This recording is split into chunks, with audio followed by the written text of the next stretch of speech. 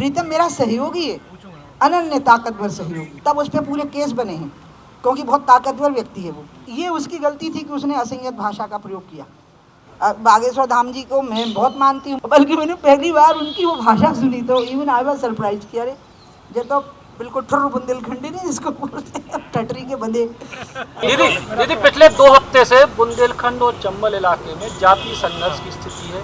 ब्राह्मण लोधी, प्रीतम लोधी के बयान के बाद फिर जो बागेश्वर धाम आपने मेरे मन का सवाल कर लिया, इसलिए मुझे इसका उत्तर देना बहुत लोग इंतजार। हाँ, नहीं मैं तो खुद ही इंतजार कर रही हूँ कि मैं पहले मेरे मन में आया था मैं ट्वीट कर दूँ, तो मुझे लगा कि नहीं कभी मौका आएगा, आपके सामने बैठी होंगी, मुझे थोड़ा सा समय दीजिएगा क्योंकि इसका जवाब आप कितना दिखा पाते, मैंने कहा वो महत्वपूर्ण नहीं, मैं तो रिपोर्ट कार्ड दे रही हूँ, आपको पता होना चाहिए कि मैं क्या सोचती हूँ, तो आप जितना दिखा पाएंगे, लेकिन आपके मन के बैकग्राउंड में तो मेरी कही हुई बात निहित रहेगी ना, कहीं रिकॉर्डेड रहेगी। पहली बात है कि प्रीतम मेरी बहन के रिश्तेदार हैं, मेरी बहन की पोती उनके लड़के को ब्याही है, तो मेरी कोई रिश्तेदारी नहीं है। प्रीतम मेरा सहयोगी है, अनन्य ताकतवर सहयोगी। और प्रीतम के पिताजी जनसंघ में थे, वो मेरी वजह से भाजपा में नहीं आया है, वो भाजपा में था तो 1989 दिसंबर में हुआ ना, तो 90 का चुनाव लगता है वो जो लोकसभा का चुनाव हुआ जिसमें मैं चुनाव जीती, प्रचंड मतलब रिकॉर्ड बनाया मैंने मध्य प्रदेश में, उसमें प्रीतम की भाजपा ने ड्यूटी लगाई खजुराहो में मेरी सीट पर, तो प्रीतम से मेरा तब से परिचय हुआ। पूरे 30 साल से वो बिल्कुल मुझ पर जान निछावर करने के लिए तैयार रहा, और जब मैं भाजपा से अलग हुई तो वो अलग हो गया, जनशक्ति में आ गया, तब उस पर पूरे केस बने हैं क्योंकि बहुत ताकतवर व्यक्ति है वो, और उससे उधर के जो सामंती वर्ग हैं ईर्ष्या करते थे, तो जैसे ही वो भाजपा से बाहर हुआ था तो उनकी बनी आई, तो उन्होंने तो उस पर इतने केस बनाए कि बेचारे को माफिया डकैत तो पता नहीं क्या क्या बना दिया, जबकि वो बहुत 84 के दंगे में सिखों को, हजारों सिखों को महीनों तक खाना खिलाता रहा था, गरीब आदिवासियों की वो इतनी सेवा करता रहा है, और मेरा बहुत अनन्य ताकतवर सहयोगी रहा है, मेरा बहुत बड़ा सहयोगी रहा और मेरे लिए जान देने को तैयार रहा। ये उसकी गलती थी कि उसने असंयत भाषा का प्रयोग किया, मुझे बिल्कुल अच्छा नहीं लगा, मैंने तुरंत उसको फ़ोन किया 1 मिनट में, जैसे ही वो वीडियो मैंने देखा, मैंने कहा प्रीतम तूने ये क्या कर दिया, तुमको क्या हो गया है, तुम ऐसी भाषा का प्रयोग क्यों किए, गलत बात है, तुरंत माफ़ी मांगो और यहाँ आओ बीडी शर्मा जी से बात करो।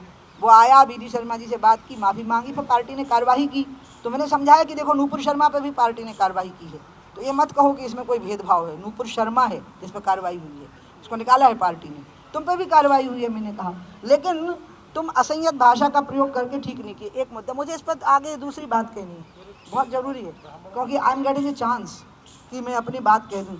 आपको 2-3 बातें बताया, जैसे रतन सिंह को हमारा रिश्तेदार बता देते हैं आप लोग, वो रिश्तेदारी मेरी बहन की बेटी ब्याही गई है 2003 में, और रतन सिंह जनसंघ के ज़माने से ही, वो बीजेपी से तब चुनाव लड़ रहे थे जब मैं बीजेपी में थी ही नहीं, मतलब मेरी उम्र ही नहीं थी बीजेपी में होने की। अब तो बहुत दिक्कत आ जाएगी, जैसे बीडी शर्मा को स्तुति ब्याही है, वो कांति रावत मिश्रा की लड़की है, अब कांति तो बीडी शर्मा से पहले से बीजेपी में है, ने अपने नड्डा जी ब्याहे हैं बनर्जी परिवार में, जब नड्डा पैदा नहीं हुए थे तब से जयश्री बनर्जी और उनके जो पतिदेव थे वो जनसंघ के फाउंडर मेंबर्स में से हैं वो लोग, मतलब वो 60-70 साल पहले का मामला है, अब वो तब से चले ही आ रहे हैं, तो हम कहें कि वो उनकी वजह से राजनीति कर रहे हैं, ना ऐसा नहीं होता।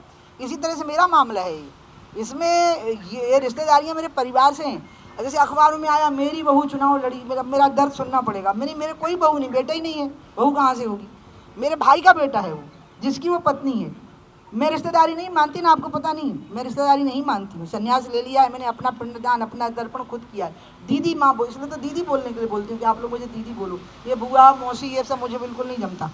बल्कि जब मैंने संन्यास नहीं लिया था तब एक आध बार जब मेरी शादी तय होने लगी, जो बाद में मैंने एक बारात लौटा दी थी अंत में, तो वो लड़के जो डॉक्टर साहब थे उनके मित्र एक आध बार मुझे भाभी कहती, मैंने कहा आई एम सॉरी, नहीं कह सकते आप, शादी नहीं हुई है तो भाभी कैसे हो जाऊँगी। तो इसी तरह से ये बहू बेटा रिश्तेदार प्लीज़ इससे मुझे मुक्त रखिए। लेकिन प्रीतम मेरा बहुत बड़ा सहयोगी रहा और प्रीतम ने बहुत बड़ी गलती की असंयत भाषा का प्रयोग करके। अब ये जो दूसरी बात है ना जो आपने कही, ये बहुत महत्वपूर्ण बिंदु है, वो ये है कि मैं शुरू से ही शिवराज जी को कह रही हूँ कि क्षेत्रीय और जातीय संतुलन बिगड़ा हुआ है सत्ता में और प्रशासन में और शासन में। ग्वालियर संभाग का भी बिगड़ा हुआ है, सागर संभाग का भी बिगड़ा हुआ है, रीवा संभाग का भी बिगड़ा हुआ है।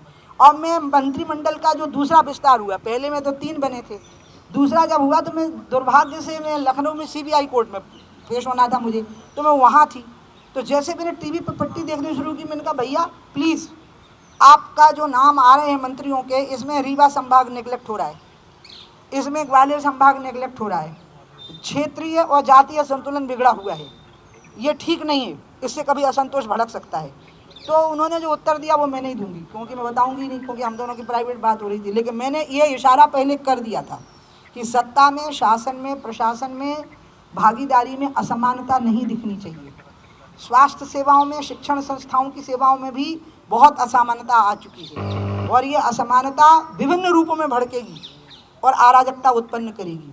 इसलिए प्रीतम तो अलग मुद्दा हो गया है, अब तो मुद्दा आ गया है असमानता का।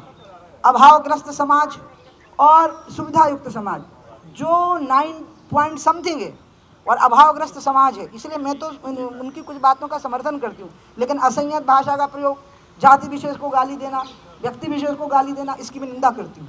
और मैं समझा रही हूँ प्रीतम को, मैंने कहा कि खबरदार जो तुम किसी जाति के बारे में बोले, और अब उस पर पार्टी ने कार्रवाई कर दी, तो अब मैं उससे बात नहीं करती। पिछले 15 दिन अब मैं 1 मिनट, अब मुझे अभी आगे कुछ और कहना है। 2-3 बातें ऐसी हैं जिनका मैं पूरा समर्थन करती हूँ।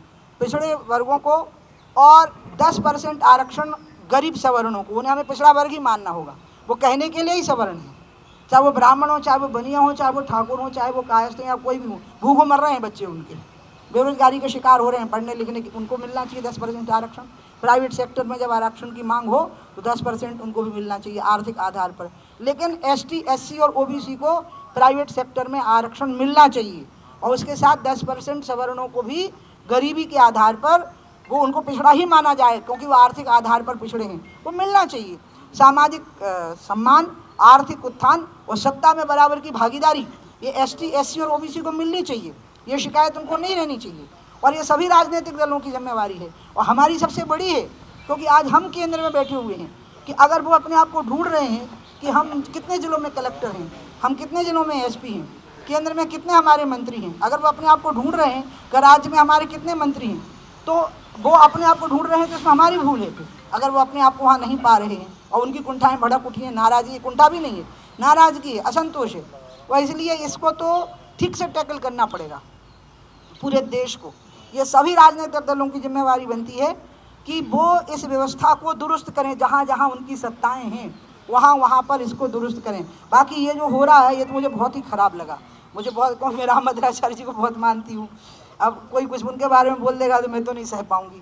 उनको मैं नहीं जानती, क्या नाम है उनका, बागेश्वर धाम जी को, क्योंकि वो एकदम नए राइज हैं, लेकिन हमारे बुंदेलखंड का खूब नाम उनने बढ़ाया है विदेशों में भी जा कर के। उनको तो इसमें पढ़ना ही नहीं चाहिए था, वो इतने बड़े संत हैं, अब वो प्रीतम के लेवल पे आ गए।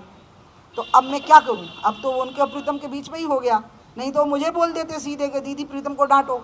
बागेश्वर धाम जी को मैं बहुत मानती हूँ, मतलब मैंने सुना है उनको, मतलब फेस टू फेस तो देखे ही नहीं कभी उनको, बल्कि मैंने पहली बार उनकी वो भाषा सुनी तो इवन आई वाज सरप्राइज कि अरे ये तो बिल्कुल ठुर्र बुंदेलखंडी नहीं जिसको बोलते हैं, टटरी के बंदे। This is very typical of very, ठीक है। ये कुल मिलाकर के अप्रिय प्रसंग हो गया, और इस अप्रिय प्रसंग को ठीक करना मेरा काम नहीं है, ये राज्य सरकार का काम है, समाज सेवियों का काम है, संतों का काम है कि वो इसको ठीक करें। बाकी जो संघर्ष का आज एक जो उमड़ाव आ रहा है और भीड़ उमड़ रही है, ये पूरे देश में भी उमड़ने की स्थिति बन सकती है।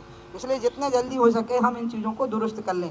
अमीर और गरीब के बीच में एक खाई आ गई है, रोटी सबको मिल रही, भूखों लोग नहीं मर रहे, लेकिन जीवन की सुविधाओं में अंतर आ गया है। बच्चों को पढ़ाने के लिए लोगों को मशक्क़त करनी पड़ रही है, अपने पेट काटने पड़ रहे हैं प्राइवेट स्कूलों की फीस देने के लिए। अस्पतालों में 1-2 लाख रुपये दिए बिना सांस नहीं ले पा रहे हैं गरीब लोग, मकान बेच रहे हैं, औरतें अपने मंगलसूत्र बेच रही हैं, और सरकारी योजनाओं का कोई लाभ, कोई रिलीफ मिल नहीं पा रहा है। ये चीज़ें अगर दुरुस्त नहीं की तो ये असंतोष के रास्ते निकालेगा, अपने भड़कने के, जैसे ज्वालामुखी जो है वो अपने रास्ते निकालते हैं भड़कने।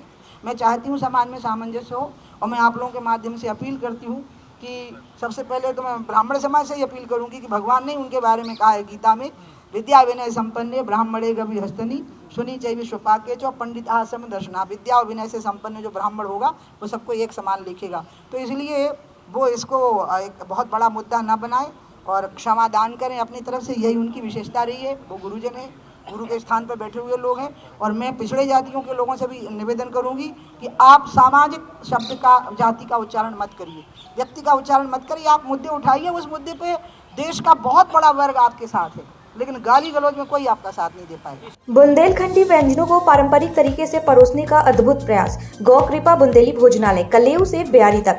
पता NH 44 टेकरी पॉलिटेक्निक के समीप, हाईवे तालबेर, जिला ललितपुर। Phone number 7897809210।